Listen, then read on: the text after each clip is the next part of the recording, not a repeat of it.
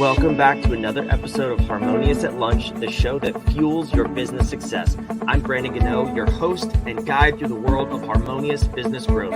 Today, we're unlocking powerful strategies with industry experts to help your business thrive. If you're a business owner, entrepreneur, or executive, you are in the right place. Join me and our incredible guest today on the journey to clarity, growth, and success. It is time to revolutionize your approach to business. Let's dive in with another episode of Harmonious at Lunch.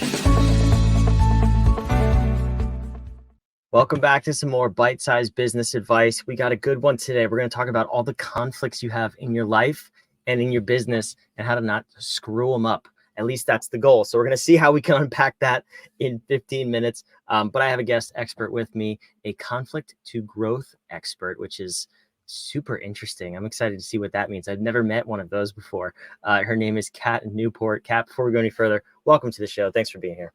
Thank you so much for having me. I'm really excited, Brandon. So, conflict to growth expert. That's interesting. But talk to me about conflict. It's one of those things when you own a business or you are a human being. So yes, this applies to everybody. You have conflict with other people. That's just human nature. It's not bad. It's not good. We're not going to label it just yet, but there are good and bad ways to handle it. So let's unpack for the audience, for the listener. What is conflict? Let's start there in your words. So when I'm talking about conflict, I'm talking about it as two perspectives coming together, two different perspectives coming together, and what happens when they rub. So we see this in business. I want to do it one way. You want to do it another way. They come together. What are you going to do about it? And that's where it can become healthy conflict or unhealthy conflict, to your point. Yeah, well, that's probably a better way to put it too, healthy and unhealthy, because rather than say good or bad, because we need conflict, right? We need to have differing opinions in order to grow our companies or just as a human being get better in life. That's the definition of improvement, is doing something differently, which presents conflict. So I want to understand how we do this in an unhealthy way in business, because that to me is really where things start to fall apart. And then we can figure out how to put the pieces back together and do it in a more healthy way. But what do you typically see are unhealthy versions of conflict in the workplace? So unhealthy versions can get attached to a couple of things. So the first one that comes to mind is the hot reactor.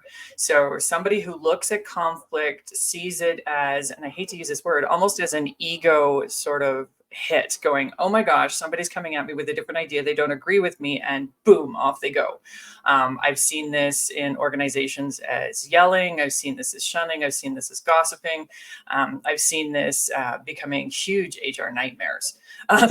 Just absolute nightmares. And this can happen at any strata. I've seen it happen, relatively, low-level colleagues versus, leadership C-suites where the battle rages and we have these clash of the titans kind of things. So I see that a lot. I also see leaders who are insecure when they deal with conflict, just shutting down all conversations around the conflict, trying to keep the peace, which then shuts down innovation. If we're not discussing ideas, if we're not discussing different ideas or different perspectives and seeing how they fit together or they rub together or which one's better or how do we make them better together, we don't have that innovation point. So we have a lot of leaders who are really uncomfortable with the entire concept of conflict and then try to quash it straight across the board. So those are the two big ones that come to mind. And that's interesting because I feel like a lot of people would probably tend to, if they're not themselves the hot reactor, they would probably just try to squash it, right? Is that what you find is one of the more common ways to address conflict or deal with conflict? These are the two polars, right? So if we're looking at polarized thinking, there's the avoider. Yeah. I don't want to deal with it, so make it go away. And then there's the hot reactor. But we have, of course, that entire sort of shading of gray that goes between the two of them. We also are dealing with human beings here. So what might be a hot reaction point for me one day and lead me to blow my mind, another topic on another day when I'm in a different frame of mind or something else is happening in the organization or something else is happening in my personal life, I might then become an avoider. So we do have to understand that labeling people is a form of judgment and can cause unhealthy conflict. So if I'm labeled hot reactor and you avoid me and you treat me as a hot reactor, this leads to more conflict, and you can see the snowball effect starting here. Yeah, people are so complex. That's why I don't like them. No, I'm just kidding. Um, but that makes sense. It makes complete sense. Um, so then, kind of looking at this from a healthy way or a healthy perspective, what can we start to do? Conflict is present. We know that in our organization, whether we're handling it in a healthy or unhealthy way is totally different story. So where do we first start by assessing the level of conflict, how we're handling it, how our employees are handling it? What do you do to help people start this conversation? Starting a conversation on conflict, I like to start with giving the team or the group or the organization a common language. So this comes into some sort of conflict training. Now, I don't want to say this is the end all and be all, because I've seen so many companies say, yeah, we're going to give you an hour-long conflict training and then everything will be happy and everything will be good. And that is not the case. What conflict training does is it gives you that common speak. So when I say we're in a conflict, you now know we're just having a difference of opinion. It's no longer, I hate you, Brandon. You're the most horrible person I've ever met, and I never want to work with you again. That's not the conflict we're in. I am going to clip that out of this episode, so thank you. Reverse mantra. So, it becomes a little less personal when these conflicts do arise in an organization. It becomes that change of perspective, and then we have a common language to move forward and start dealing with it. So what is the situation? What are we talking about? What am I bringing in from my past into the current moment that could be affecting how I'm perceiving responses in the situation? So that's kind of where I like to start. When I'm dealing with a whole organization. With individuals, it's a little bit different. I do like to do conflict coaching, which is more of a one-on-one approach, which really takes a look at how you as an individual looks at conflict and how you show up in conflict, and honing and refining skills to manage conflict. So this is really great for up and coming leaders. This is really good for leaders who've been doing it a while and might need to brush up and polish up some skills a little bit in that arena. Yeah, and what it sounds like too is, or at least what I would imagine would happen is by just changing the language, how we're talking about this, probably helps significantly, because we're immediately, when something comes up, we're now having to get present to the situation and think about what we're hearing, doing, saying in a different context. So immediately you have a pattern interrupt of where you are, instead of just going right to your default responding method. You're taking a step back, you're taking a pause. How much does that pause even just help in the handling of conflict? Absolutely huge. Actually, using the pause button is one of the things I use when I'm training and when I'm coaching. Is like, whoop, just hit the pause button. It's okay. You don't have to react right now. You can just take a moment and back off. So hitting pause, picking the right time and place to have that conflict after you're able to unpack the situation and measure your emotions and all of that can sometimes be a huge game changer. And once you've hit that pause button, you really need to look at how you're going to engage after that. So what are the new skills you're going to apply? What are the skills that have been serving you well and are good and healthy skills that you're going to use in this situation? How do you build psychological safety with your colleagues, with your employees, with your supervisor, so that this conflict can lead to creativity and innovation? Yeah, and that too is, it sounds like very important, from just saying, I'm responsible for my own actions, interpretations, and thoughts, which you have the power to change a relationship. One person has the power to change it. I think the dangerous part is then relying on someone else seeing your point of view. That's probably where a lot of this comes from too, is if you bring something up to a coworker or a supervisor, an employee, and you're just worried about how they're going to react, well, you can't control them. So when you start to bring these new strategies in for dealing with conflict, for how you show up in conflict, what are some of the things that you have people do, or you have them be present to, in order to manage that situation so it doesn't blow up? The first one that comes to mind is, instead of reacting, instead of relying on the old habits, respond with curiosity. Respond with the question, oh my gosh, Brandon said something to me that I don't agree with. I'm going to go, what do you mean by that? How does that apply in this situation? How does that work if we bring in accounting? How does this work for our production team? How does this look at if we look at it 3 months or 3 weeks down the road? Can you explain it more to me? So instead of saying, no, that's a stupid idea, don't ever do that, I'm responding with that curiosity and deepening my understanding so we can start leveling off. It gives you affinity for me. It gives me the information I need so we can move forward together, because conflict is relational. And as much as people don't want to hear it, you do have relationships with everybody you work with. You spend most of your waking hours with people you work with, not with your family, not with your children. These relationships, while not necessarily deep ones, they are impactful just because of the duration of time you spent with them. Yeah, and it's that human component that we can't get around, and we shouldn't want to get around too. It's building a collaborative environment is much more healthy than really a destructive environment or anything else. It's just getting each person to understand that and get them there on their own. So how do you go through that process with your clients and with large organizations where there are more people? Because what I would imagine is there's probably a few people in the crowd that are inevitably the my way is right, I don't care what anybody says. So how do you really get them up to speed? Because I would assume once you get them on board, everybody's on board. Yeah, so we always have sort of there's sticks. Once everybody's sort of in, there's always that one stick sort of above the rest that kind of points in a different direction. So this is where a couple of things really need to come into play. Number one, this is where we may come from team coaching or training into more of a personal coaching environment. So more of a one-on-one. What is your internal dialogue about this? Why do you have to win, for example? Really unpack that. We also have to look at it from a leadership and a human resources perspective. What are the leaders doing to ensure that this individual does what's in the best interest of the organization and not what's in the best interest of the individual?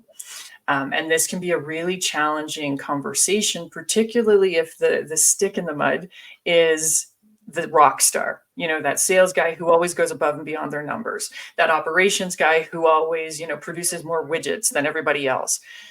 It's really hard when that individual is the rock star. But the rock star who might be in an unhealthy conflict relationship with, anybody and everybody is really going to undermine the psychological safety of your rock solids. Your rock solids are the people who show up every day, do the job every day, get the job done every day. And, if you lose these people, which is where you usually have your attrition when there's a high conflict environment, these people who don't want to be in that environment, oh yeah, the rock star got another award for doing all these extra sales, but makes everybody else's life miserable. As a leader, you've really got to weigh the pros and cons of that. Is hitting the sales numbers as important as replacing the accounting team every 6 months?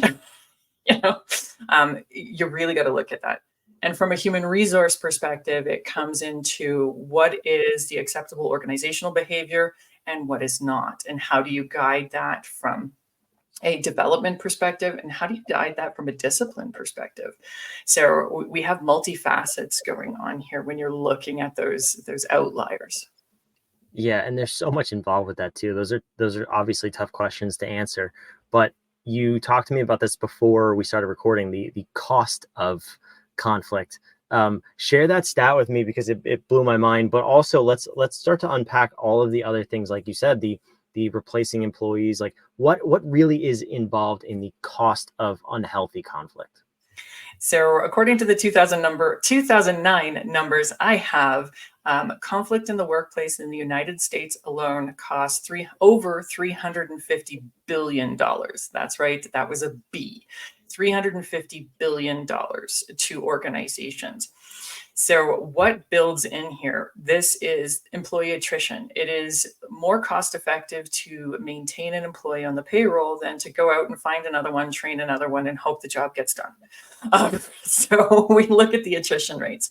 We're also looking at time invested from your leadership and time invested from your human resource departments to manage this kind of thing. We're looking at time off. leave of absences, sick days, work production issues, that kind of thing, associated with mental health challenges that come along with a highly conflicting situation. So I can't stand to go to work today because I can't look at that person again. So I'm just going to call in sick. Those Sunday night tummy aches, those Sunday night work blues as you're looking towards the week going, oh my goodness.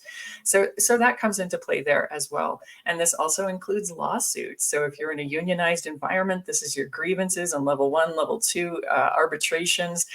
This is going straight into the court systems as well. So you've really got to pay attention. Is your rock star and keeping that rock star with an unhealthy conflict matrix really saving your company money or making your company money when all these other things could potentially be happening?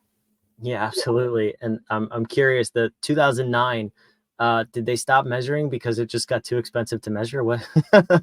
Why haven't we measured this in 15 years? I'm sure there are. My numbers are out of date, and COVID did throw, of course, a bit of a monkey wrench into that as well. So we have 2-3 years where the numbers are just kind of because of global things.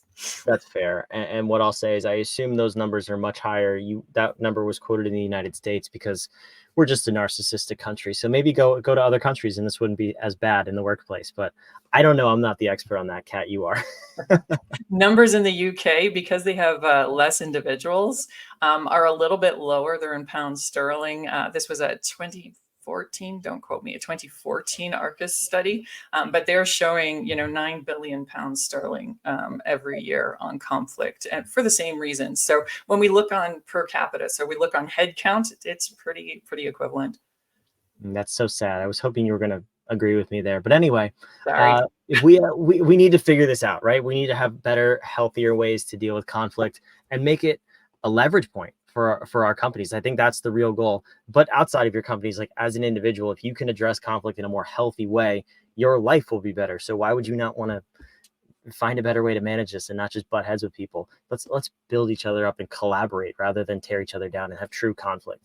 But you wrote a book on this, and you can help us take that first step. So tell me a little bit about your book. So the book Smart Conflict, Turning Disputes into Growth Opportunities, came out in March.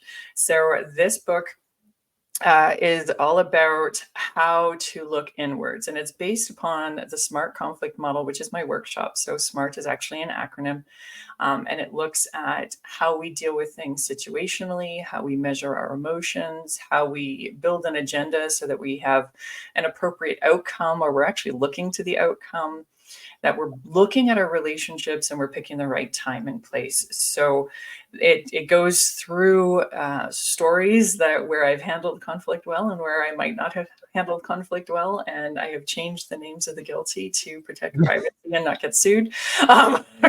So, talking about more conflict, right? Talk about more conflict. Working with some of my clients, there are some really good stories in there so that folks don't have to learn things the hard way. Hopefully they can learn from the good things and the bad things that I've done throughout my career. And then take some time to self-reflect, because there are some questions that are really deep to ask.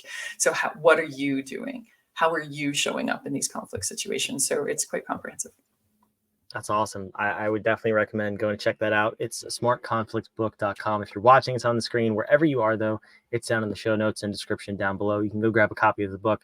But Kat, you said there's questions in the book, which leads me to my final question, which we believe at What If, powerful questions get you powerful answers. So I love that you've incorporated that throughout your book to really get people thinking of how they can show up and manage conflict better in their own lives. But for this episode, around what we talked about here, what would you want to leave the listener with in terms of anything, how they're handling conflict, how they show up, how they manage it? What is that one question you want someone to go take the rest of the day and just think about and see if they can get that powerful answer in their life? The question I would have people think about, either for past conflicts or the conflicts that are coming up, because they're always coming. How can you approach this conflict with curiosity? What curious questions can you ask to change the trajectory of that conflict? Okay, it's my new mission to have this episode have 350 million downloads, because that one question could change the course of this country in its present moment. I hope everybody sees that, hears that question, and takes that into their daily lives. Because Kat, you're right. I mean, that one question is so powerful. I love it. Thank you for being an amazing guest on the show. Thank you so much for having me. This has been great. For those of you listening, watching, first and foremost, think about that question, please. That's an important one. Don't move on until you've thought about it. And also make sure you subscribe. We love bringing this daily madness of this show to you every single day of the week so we can get you further ahead on the path to growing your business one step at a time in, of course, a harmonious fashion. So I'll see you on tomorrow's episode of Harmonious at Lunch. Thanks for listening.